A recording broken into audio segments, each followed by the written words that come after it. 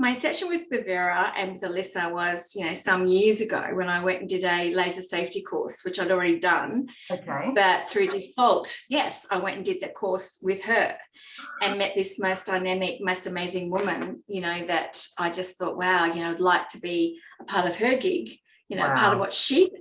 Yeah. And, but I also had a lot of I guess, of knowledge and experience to impart as well to assist her.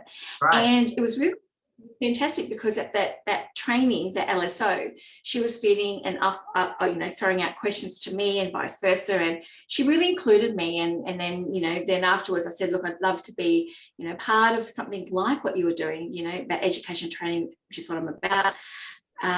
Even from my background as a nurse and also as a police officer, in education and training, I've always wanted to educate and, I guess better and, improve the standards of whatever practice I've worked in. And certainly Alyssa emulates that. So, yeah, that's why I'm certainly on board and love working with her. We've had some trying times, COVID and everything else with clinic and business and myself as well, my love. I've got a graveyard of equipment. I could not begin to tell you when one of your questions is, what equipment do I have? Look, I have literally devices set out there collecting dust I don't even utilize anymore. I should have asked, what devices don't you have? Yeah, exactly. That's my question. Now I was going to say to you, what device don't I have? Yeah. Wow. And so, Jenelle, tell me a little bit more about, you just mentioned you're a nurse, also a police officer. What do you classify yourself as now? What do you say now? Because I have to sort of give you a little bit of background to me. When I went to school in Queensland, I was in a all-girls Catholic boarding school from a very, very strict Catholic upbringing. And my dad wanted me, had a pathway already set for me before I left school. Right. So, and very strict, like I'm very, very strict, father figure. My mum was quite submissive and, but my mum is still alive now. My father, God bless him, has passed away, but he was my world, the end, and certainly drove me to be who I am now. Yeah. But my mum was someone that was just very, very giving, very kind. You could never want for anything, she'd give the shirt off her back. Right. I was raised very much in a very loving family. And so for me then, when I said to my dad, I actually want to be a police officer, and Dad said, well, no daughter of mine is going to become a police officer. You need to go and do physiotherapy. So back then, all those years ago, when I was at 16, it was about 17 to leave school in Queensland, I had enough grades or enough TE score back then to go physiotherapy. So my dad said, you'll do physiotherapy. But I didn't want to do physiotherapy. I wanted to be anything else but that. So the next option he gave me was to be a nurse. So I did. I then became a registered nurse or St. Vincent's Hospital. I was the last hospital group to go through in Queensland before I went to university. Wow. That's how long ago. So from there on, I really had a sense of still wanting to help. I know it sounds like a corny cliche to say I really want to, but I really did. I was from a very, my mum was so, my mum was still to this day is my world. She's the most beautiful person, and she's 84 years of age and still does a lot of community work and helps others. And it's just unbelievable. Like, I spoke to her this morning when I was on my way to work, and she said to me, darling, I'm going down to help. She was going down to Lifeline to help them out down there. And then she was going to go to, we've got like I guess we call them in Lismore, like the home, I guess they're called like the homeless have like ours is actually the Rotary Club bus that goes around and feeds the homeless. I can't remember what it's called in Toowoomba, but basically they have like their own soup kitchen, so to speak. On wheels, so you drive around and find where there's maybe some homeless. And my mum does at 84. She drives. Oh, she drives. Oh, she drives at 84. She drives. Yeah, that's a certain type of person. you're either somebody that wants to do something like that. Like you mentioned before, it sounds corny. It doesn't sound corny. I think that's something that comes from within, from somebody. And you obviously got that from your mum. However, you don't. You're either a leader or you're a follower. Yeah. You know, and you're someone that, you know, tries to make a difference. And I certainly thought through nursing, I could, but I had a bigger pull, you know, outside of that, of nursing, Right. which took me to Melbourne. And then I worked at the Royal Children's Hospital, which I wasn't really good at because children and animals aren't, you know, I just sorry I wasn't good Too with. Emotional for you? Very much so. Yeah. And so then I went into the burns unit, and that in the burns unit there, at the Royal Hospital, I actually found my niche, my place, with skin. So yeah. Right, that's what led you to where you are. Wow. Also too, though, when I was nursing though at St. Vincent's, first floor medical, where we'd have all the CVA patients and all the ones that, you know, couldn't function, couldn't, control their bodily functions. I would actually go in and, you know, pressure early care, and we'd actually bath and wash them and, you know, nurture them. And I'd think, oh my gosh, look at these hairs, and pluck their hairs. And I'd start sort of, you know, looking at how I could, make them, you know, a little bit more, you know, attractive, feel more human and more womanly, you know, whilst they were cocooned in this body, and they couldn't actually function for themselves. And so that sort of was probably the start of where my introduction to this industry has come from. Wow. Aside from the and then so, and here we are now, so many years later. My policing, when I resigned from the police, went off on stress, having also worked in child mistreatment and having worked in other different areas and the drug unit and general CI, I realised back then that I was not geared for what was expected of a police officer or a detective or a young detective, with child mistreatment. So then when I decided to resign, the police said, no, I want to keep you.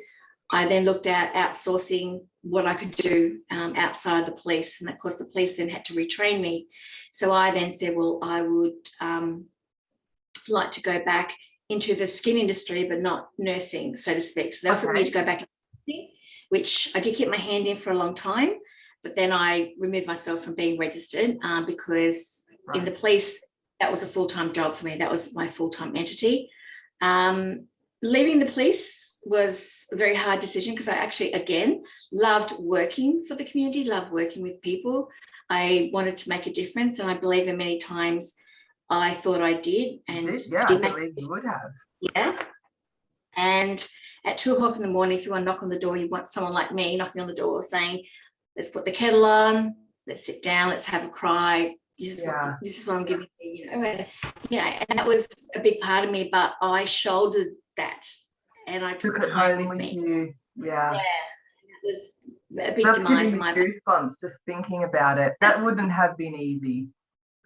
No, it was really, really hard. It was really, really hard. It was hard on my family.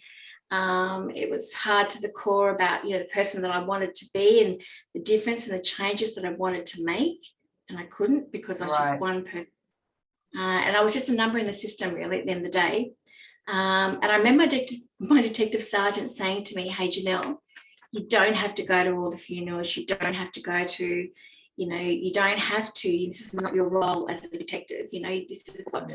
But for me, as being, the person I was, as me, come to this world on your own. You shouldn't leave this world on your own. Oh my so that was pretty much. Yeah, that was what I was about. That was. So in the end, it was to my demise.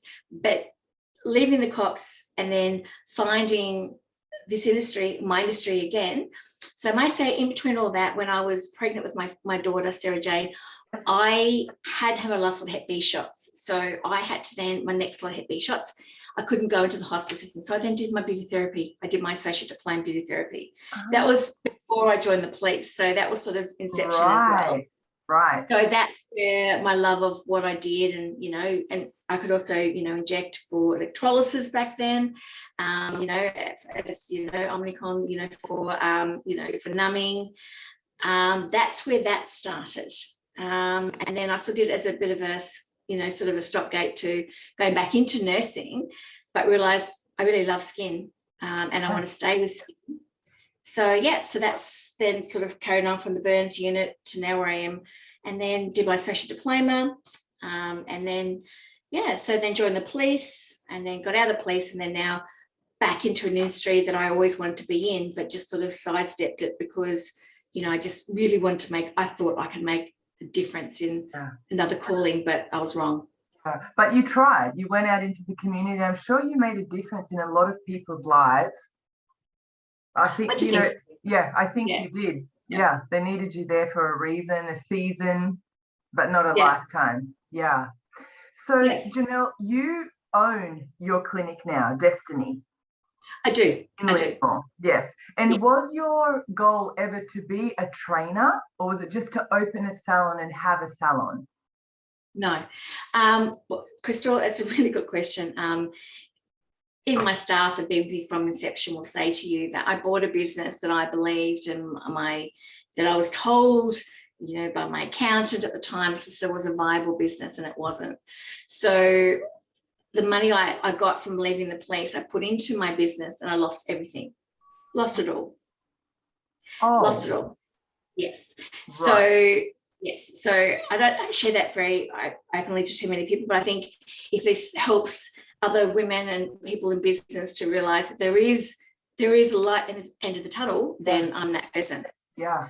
So bought a business because I was desperate to leave the police because they were pressuring me to stay in or come back.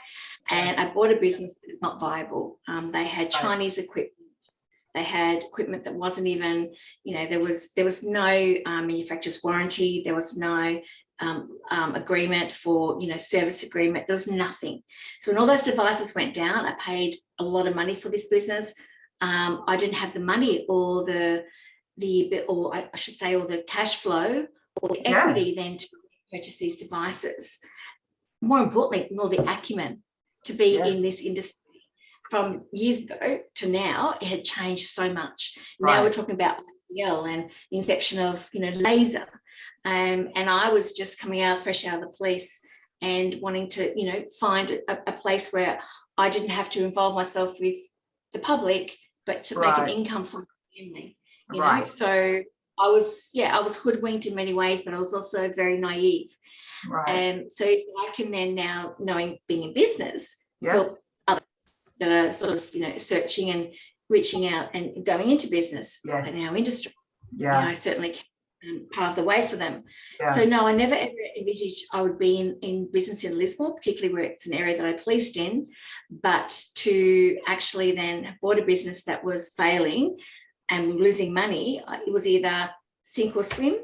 And I say to Olivia, and I say to everybody else every day, there is nothing like debt to get you out of bed every day. So I had that. So every day I got up, reinvented myself. You know what? Sink or swim, Jenelle. And here we are now. Here you are. But it's been a journey. Wow. But a journey that I share and help others and mentor other women and men in our industry. And you have such an insight. I mean, even just what you mentioned about these machines being from overseas. I don't know how many times I say to students, I know they're cheaper and it's really appealing to get them from overseas, but please don't. Please pay for what you get. At the end of the day, life is about what you pay for is rudimentally what you actually get in the end. Can't sugarcoat it. I thought, you know what, I could remove myself from the public.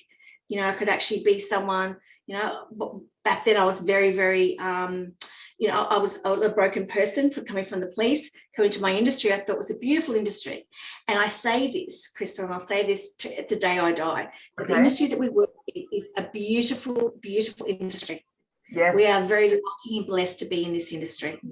Having seen the worst of life, as some of us have seen, and having seen the worst of mankind and people's nature, to now be in an industry where we can help and nurture and, grow with other women. And look, to me, that's been my savior. That has been truly my saving grace. And you build relationships with these clients that become like your family.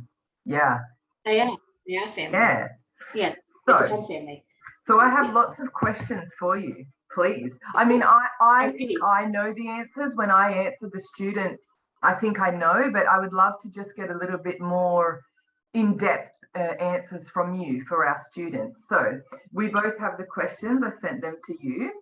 So we've heard your credentials. Very impressive. I did not realize that you had nursing and policewoman background. So wow. So Jenelle, what practical services do you offer? So within my clinic, Yes. as well as with, yes. So, and that is where we sort of, you know, Bavera and myself, we also have, now we have advanced level training for face-to-face, hands-on. So we offer hair removal, laser, the best laser hair removal the industry does offer, tattoo removal, skin rejuvenation, skin resurfacing, fractional resurfacing, Wow. needling, plasmage, volumization with 3D, therapy. I wrote it all down today. You know, your basic aesthetic devices such as RMD, microdermabrasion, your skin peels, everything else that comes with it. Spectra, you know, as well to one of our Pico, you know, as well to also for pigmentation, epidermal pigmentation, dermal pigmentation, you know, birthmarks, skin tags, phlebitic removal, you name it, we offer. Don't you offer? No, well, to get to where we are now, it's like literally, if you were to come into my clinic, there is literally a graveyard of equipment out the back that I actually have benched because I will not on-sell, you know, the inherent problems for the other companies or my devices to anybody else. So I just, if this doesn't work, I then outsource. I then educate myself and my staff with buying a new machine, new device. Right. So we're very much laser orientated, but medical. Right. Being so close to Queensland and having a Queensland radiation license, it's very important that we emulate ourselves. So in the event that, you know, legislation was to change within New South Wales, that we would have a platform but already set up, ready to go. Right. So that's where I'm about. Yeah, that's the approach. Also with Bavera as well. Because as we know, but just to say it on the record for the students, there is only Queensland, Tasmania and Western Australia so far in Australia that require any practical training. Correct. All the other states don't need it, although some of our students like to come and spend time with you for their own education. They don't necessarily need the logbook or the license, but they want to spend time with you. So we love when students want to spend time with you. You were just talking about the machines that you've benched out the back. Just as a side note, what is your favorite machine? Oh gosh. I have to say, to be honest, to hand on my heart would be my fractional resurfacing machine. Okay. Yes.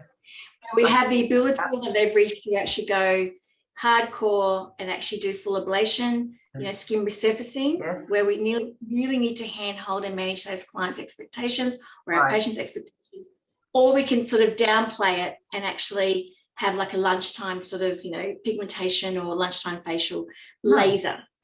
Right. So we've got the capabilities for both. The machine is quite robust. Consumables are minimal. I think the only consumable I have is either maybe a bit of gas or maybe, you know, using a topical, but that is it. Inherently, a lot of the other devices that we work with, a lot of consumables, hand pieces have an expiry date, shot count, everything else that comes into play. Whereas, so I'm now all about devices that don't have a high consumable, you know, output. Consumable. Yeah, great. Thank you. So my next question is, who can come and train with you? Basically anyone. However, Alyssa and I having come to where I am now,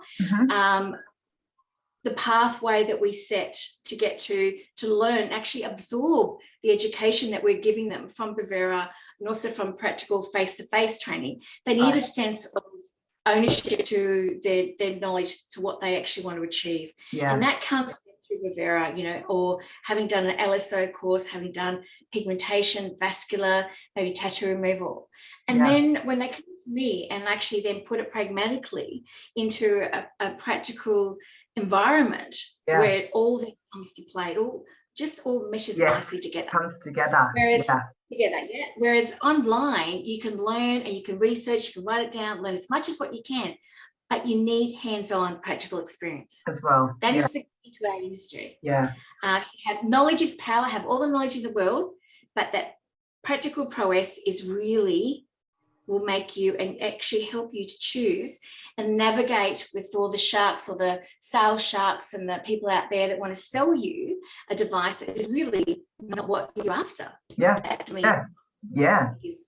And so sometimes I say to the students, because a lot of students think they need to learn the machine first. No. And I say to them, think of bravura like the learners when you're learning to drive. We're the learners test. Absolutely. And then you go to Jenelle, who's going to teach you how to drive the car. That's the way it goes. Absolutely. Yeah. When I was in, I'll give you an example. So when I was in the police, I learned to drive, you know, a police car. Okay. I then learned to do defensive driving and learned to get myself out of really sticky situation when I was perhaps in a pursuit or something, you know. I know it sounds, but we learned on stamp. It was this amazing. Like out of a movie, Jenelle. Yeah, it was.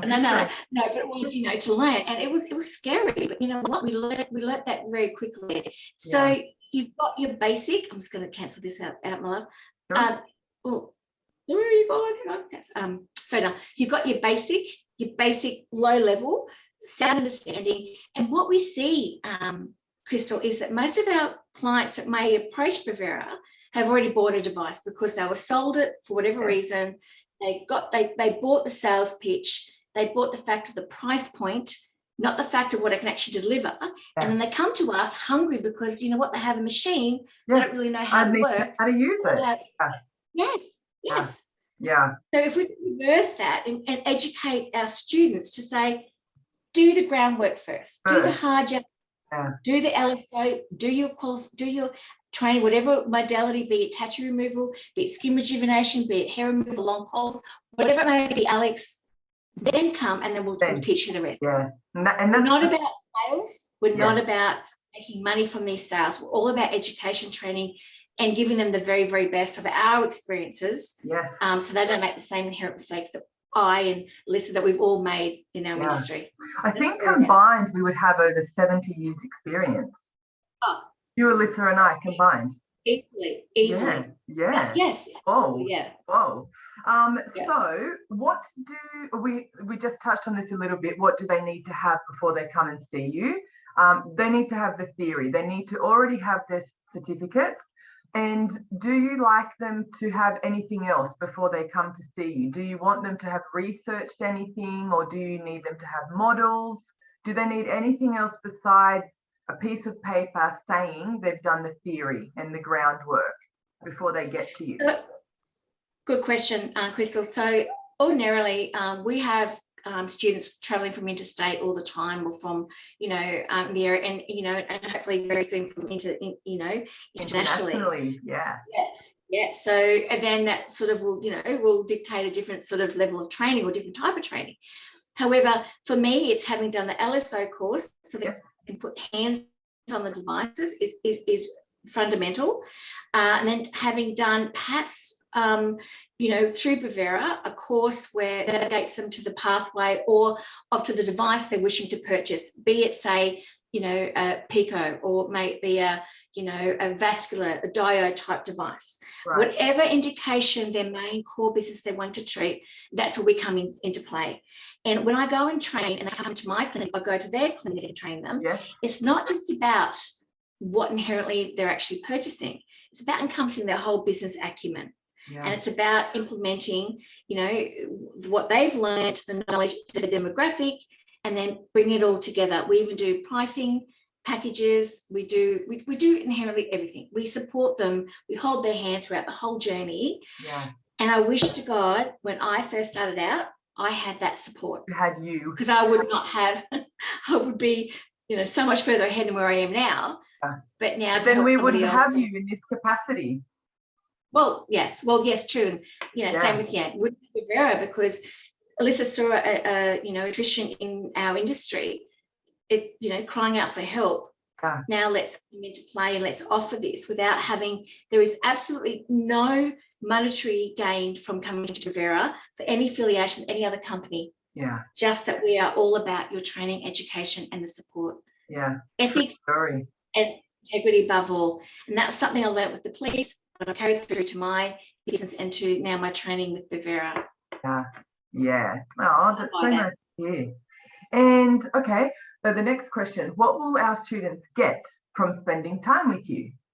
I think you also just answered that as well, as far as training, and pricing, and so you really do give them more than teaching them how to turn the machine on, how to hold the handpiece. Absolutely. It's more about also to give them also exposure to other modalities on the marketplace, and how then to sort of, navigate their clients or their patients through, well, I've had this before, I'm thinking about this, what is the difference? And sort of, really, being level-headed about having to, a fair approach to their clients, and not actually offering more than what the device or what their capabilities are. It's all about, and I say this every time I train, it's not about the device that I'm training with, be it $350,000 down to, say, a $20,000 piece of equipment. It's understanding the skin and understanding how these devices interact within the skin and the clinical endpoint, that footprint that we're looking for. You could be a plastic surgeon down to a beauty therapist, down to someone that's a novice still coming out from hairdressing, wanting to learn.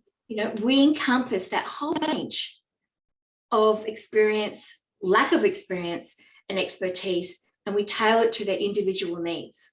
I think that's very, very important. Per student, that's right. The business, the demographic, be it, high ethnicities, Asian demographics, European, Caucasian, whatever it may be, we can cover and provide that level of training and support that they're looking for. It doesn't mean to say that, I don't have. I mean, I have got devices across most of the big brand companies, and I have experience with them and have contracted to them.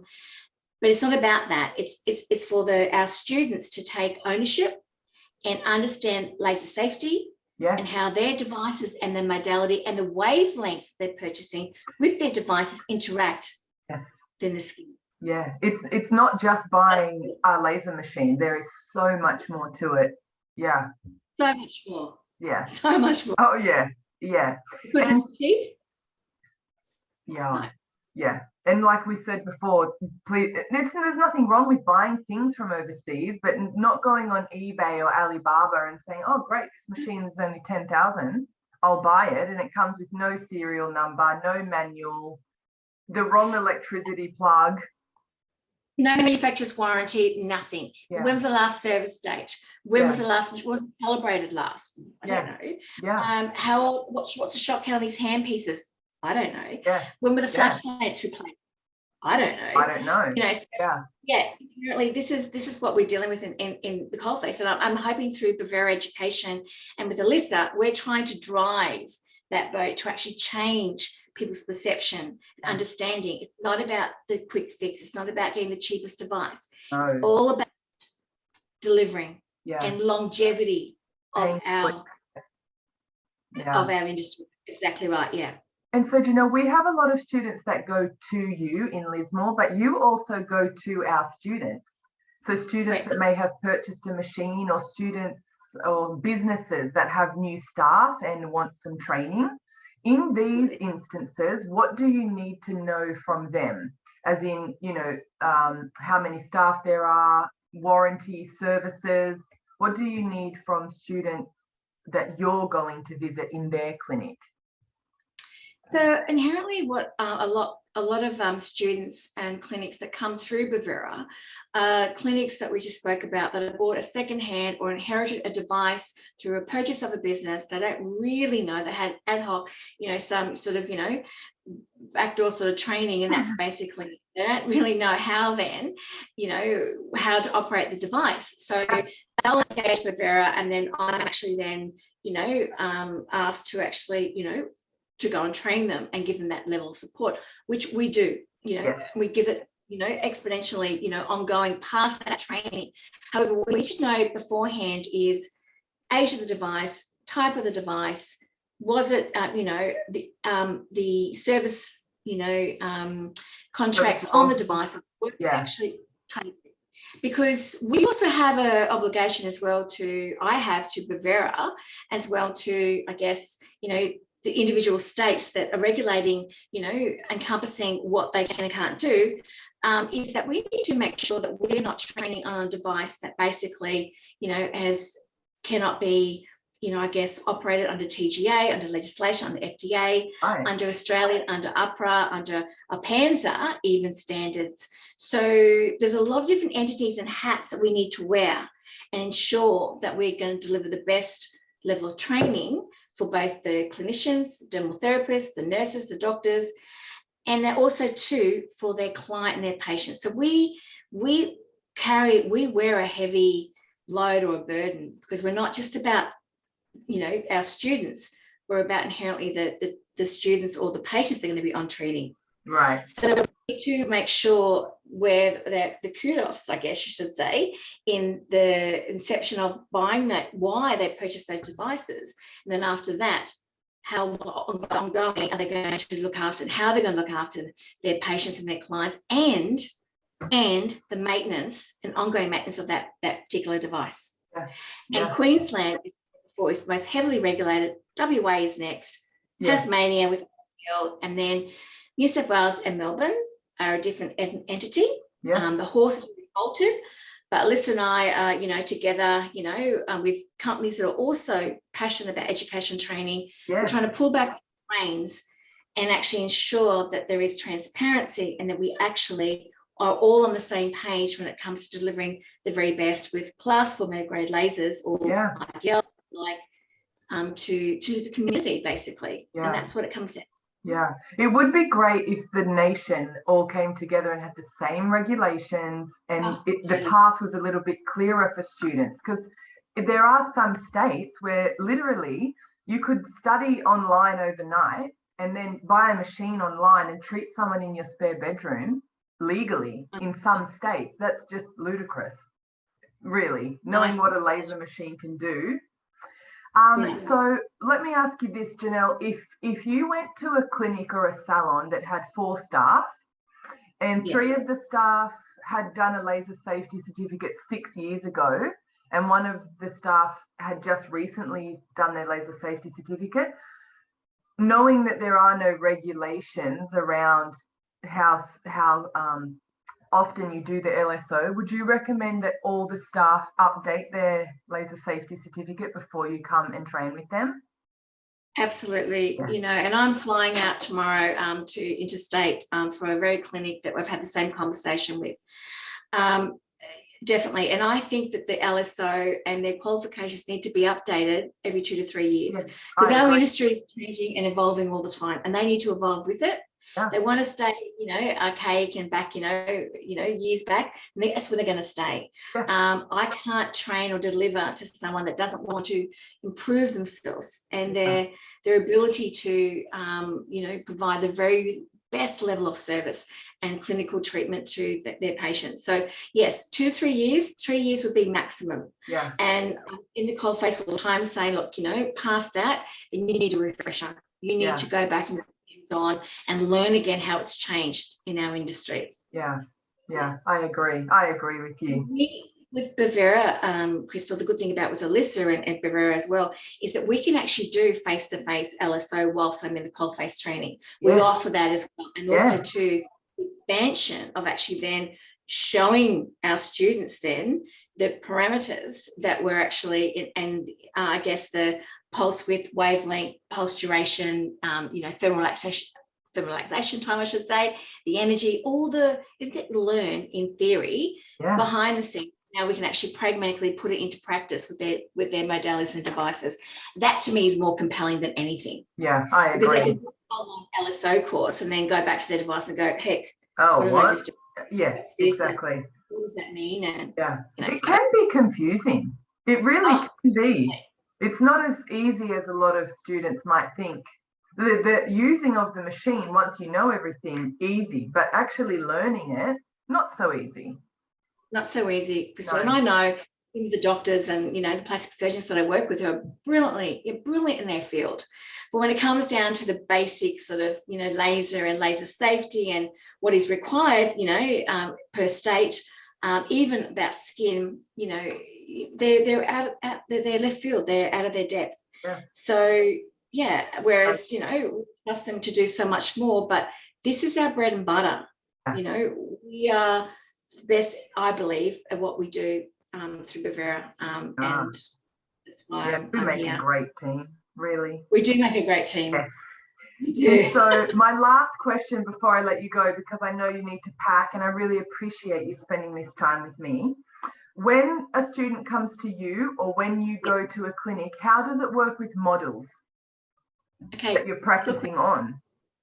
So in the past, with Bavera students that have come and trained with me, often they bring their partners or someone, other their staff members, that they will actually double up as one of their models, which is fine. If they don't have models and they're flying in, again, given with all the COVID restrictions and everything else, I'll organise models, either through my staff or through, my own database, which is fine. They don't have to pay for their models. But what I like to see more importantly is going to these clinics where they've bought a device or they've got a device that they're thinking about buying, they're trialing the device, that they have students or they have, maybe some other staff members that want to trial the device on. I actually say, if you've purchased a device or trialing device, advertise for your models, but at a cost. Still making some or something covering my costs, Bavera costs. Yes, so they're getting something back for it, but not obviously charging what it would be at the end point where they're qualified, but still something to cover the time, the hours that we're spending there. But models, we're open for models. And what I like to look at, like tomorrow I'm training in 2 major class 4 grade lasers. We've got 4 models for each device. And we allow an hour, say 45 minutes to an hour for each model. So that's how we sort of work it. Depends on whether it be a class 2, be it a 1B, be it a class 4, whatever modality it is, we will tailor our training and the education that we deliver to the device and to where the student or where they're at, in our industry. Yeah, that's what I love. Everyone. Yeah, that's what I love when the student asks, how does it work? How much is it? And I say, well, what do you need? It's tailored specifically for you. The dates you want, how much time you need, do you need your logbook signed off or not? And I love that because it's not one size fits all. So I think too, Crystal, in summing up, I guess, and the last question you asked me is that if I had a platform like Bavera, when I first started out all these years ago, I wouldn't have lost the amount of money. I wouldn't have gone through the hard yards that I have. But you know what? In a way, it's been a blessing because here I am now, and I'm actually here advocating. But I know generally, and hand in my heart, that I can make a difference. If I couldn't do it in my other professions, I can now because I've got the runs on the board. And our industry people are hungry, and I just think if they can get it cheaper elsewhere, well, why is it cheaper? Break it down, have a look at what you're actually getting, the level of, seniority and nurturing and your mentors that you have holding your hand and guiding you. I think that speaks volumes. There are so many other industries or academies and out there that offer, so much more for so much less pricing. But again, it always comes back to what are you actually getting? What ongoing support? What will you give me? Longevity? What will I get out of this? And the answer is is that you have us. You have unequivocally, ethics, morals, and professionalism above all. Alyssa embodies all of that, doesn't she? Yes. Yeah, you said that right at the beginning of the call when you first met her. She was very inclusive. Her integrity is above all else. Absolutely. I couldn't work for anybody else. like-minded. And whilst as a contractor and as someone that I do and been long-standing in my industry, I get other offers and the companies that want me to come on board. But my standards are so high now because I've been there and done that. I hear at the other end of it now saying, "Come with me on my journey." Learn what I've learned. I'll educate you. I'll help you. Alyssa will help you. It's not just also about the business. It's about insurances. It's about public liability, public indemnity. It's about everything else that you think you're covered for. You know what? You're not. That's right. Yeah, that's right. That's right. Oh, Jenelle, thank you so much for spending your time with me this afternoon.